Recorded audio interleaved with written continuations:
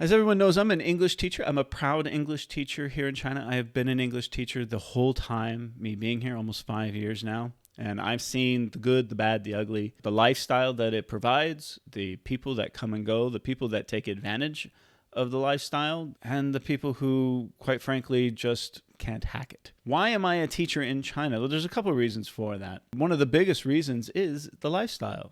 I don't make a lot of money, to be honest. Yes, my income here is probably higher than that of the average Chinese citizen, but not by much. Working here at the university, my income is quite low. But the lifestyle that it provides me is in some ways better than that of what it would be back in America, making even more money. It's all relative. So let's talk about money.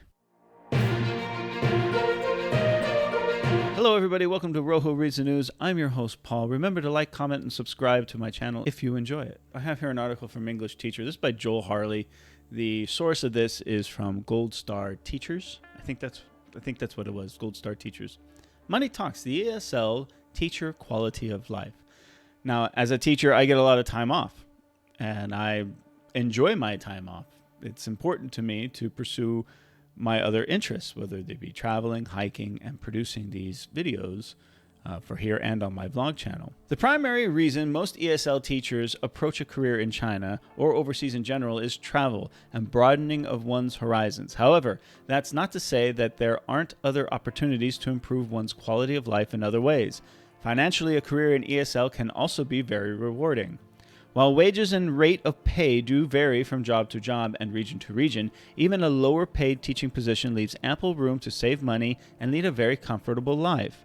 My very first position in an independent language school in Jinjiao, Liaoning province, was not very well paid, but the cost of living was so low and I had such benefits that I still earned a tidy sum within a year's contract. Enough for a month's holiday in Thailand once my first contract was completed. Unthinkable on a comparable wage in the United Kingdom. Yeah, that's very true. Because it also depends on where you live. I mean, if you live in one of the major cities, your pay is not that much higher, but your cost of living is much, much higher. And of course, your quality of life will be lower. You have to share an apartment. Your transportation costs are higher. Your food costs and entertainment costs are higher.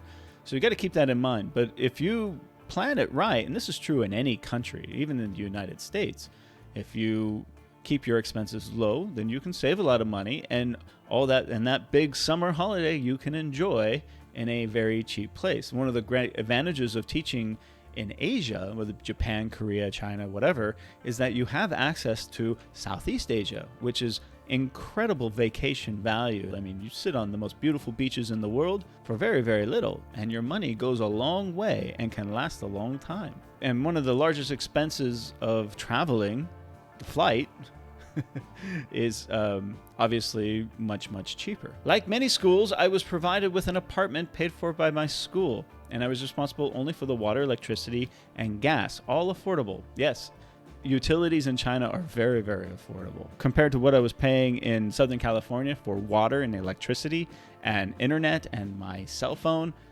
everything here is a fraction of that cost. It really is much more affordable. Even if this weren't the case, rent in most areas in China is also very affordable, and there are extensive options available for all budgets. I currently pay around 4,000 RMB, roughly 450 pounds, per month for a large two-bedroom apartment in a nice district of Chengdu, over half the amount one would expect to pay for something comparable back home.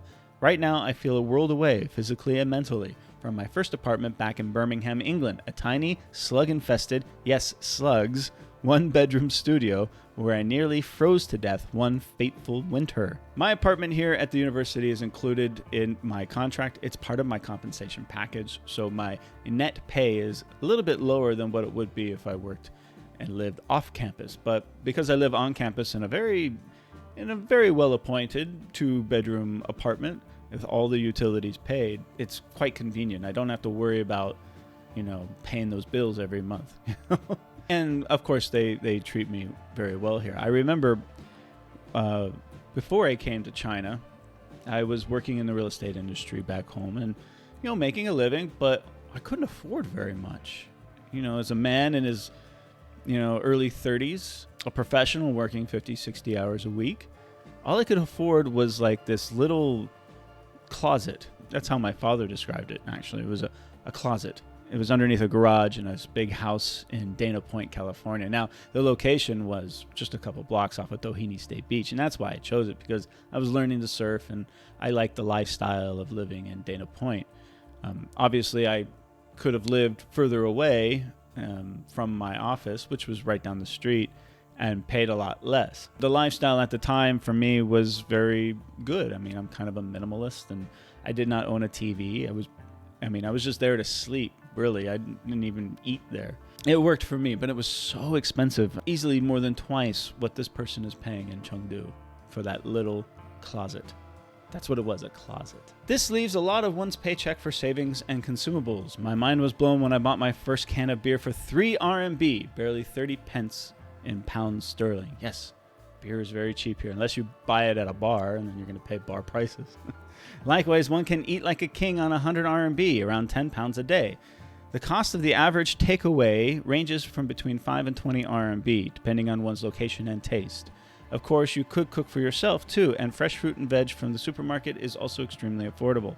I agree with this. My biggest expense here in China is food, and it's still rather cheap. 100 RMB a day, I can eat quite well for half that. All this paid for in a largely cashless society. Instead of cash and card, we use a phone app's WeChat and Alipay, connecting your bank card and passport to the app to pay for purchases, to send and receive money.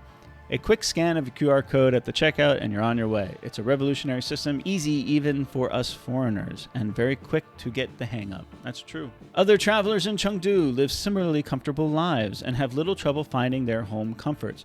From gym memberships to gaming, I myself am an avid PS4 fan. There's something for everyone, and usually far more affordable than it would be back home. Now, I don't play video games. Video games are a money pit and a time waster. That's my personal opinion. But he's right. I can get a 1-year gym membership at a fairly nice gym for about 1,000 RMB for the year. That includes swimming pool and, all the creature comforts that a modern gym would have. That's here in my small village. But there's a range. I went to that gym last year, and that's what I paid. But my new gym is considerably more expensive. It's about 5,000 RMB for the year, and it's in the glitzy, glamoury part of the city. I think it is the most expensive gym in Zhongshan, but it's also the nicest. It's got the nicest swimming pool. It's an indoor pool, which I need, actually. I can't swim outdoors because I burn. Being on the other side of the world means that Thailand, Vietnam, and Cambodia are a lot closer than they otherwise might be, and airfares are much cheaper as a result, or at least they would be if we weren't in this pesky coronavirus keeping us from leaving. That's true. I can't go anywhere. I would love to go sit on a beach right now. I would love to go back to Vietnam or the Philippines and enjoy a week of luxury living on next to nothing, but unfortunately we can't do that right now.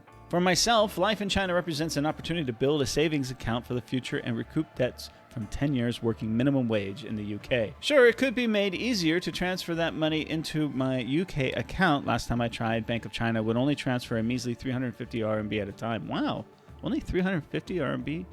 I've done stories about trying to get money out of China. People comment on that story on my blog channel quite often about different ways, how easy it is for them using Bank of China, and other ways is PayPal. Oh, so I currently have to use PayPal, losing money in fees with every transfer, but for now it gets the job done, and I feel comfortable and secure for first time in years. Getting money out of China is still there's all different kinds of methods. There's no perfect way to do it without paying enormous transfer fees. Finding a good currency conversion rate is also very hard. PayPal, yeah, it's easy, but it's expensive. Bank of China, I'm told, is easy, but it is really expensive to do. The best thing to do is just to spend your money in China. You can save your money in China and you can get it out at 50,000 US dollars per year. Fine. Anything above that, you have to get special permission to do it. I don't send $50,000 a year outside of China. And everything I buy, my computers, my clothes, everything, travel, hotels, I spend my Chinese money. I put the money back into the economy because this is where I live. It makes sense, All that and the countless other opportunities for work and travel China has to offer. Money is certainly not the be-all and end-all, but it is another benefit of a career of ESL. Look, ma, no slugs. There are other intangibles. Everyone wants to talk about money, and money is an important factor, but we are not rich. You will not get rich teaching English in China. I know it's a misnomer. Many of my students think I make a ton of money. I don't. I make very, very little money. In fact, I'm kind of embarrassed to tell my parents what my salary is. But when I tell them my cost of living here, then it all makes sense. You do have the opportunity to find other intrinsic value in what you do. There's a lot of free time in teaching, whether it be here or in any country. So you can pursue other ventures. But I think the most important thing is money management. And this is something that when I was younger, I did not know very much about. Now that I'm a little bit older, I can understand money management a lot better. I don't need to buy the latest Nike shoes. I don't need to buy a brand new car. No matter where you are, what you do, how you spend your money and how you manage your money is ultimately going to be the deciding factor of how comfortable you are there. What do you think? Comment below, let me know.